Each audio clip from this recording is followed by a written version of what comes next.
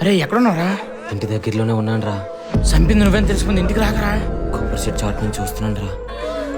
ఇంటి దగ్గర చాలా మంది ఉన్నారా, నువ్వు ఎక్కడికి వెళ్ళిపో.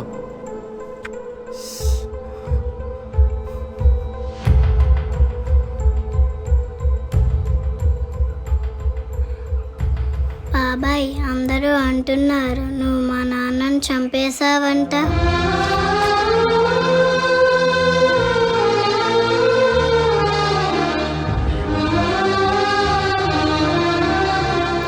ఎందుకు ఏడుస్తున్నావు బాబాయ్?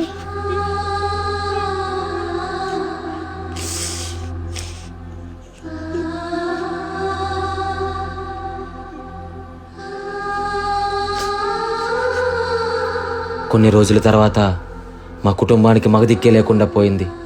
పోటీ పడ్డ నాయకులు బాగానే ఉన్నారు. వాళ్ళ కోసం గొడవకు దిగిన నా బతుకు మాత్రం జైలు పాలైంది.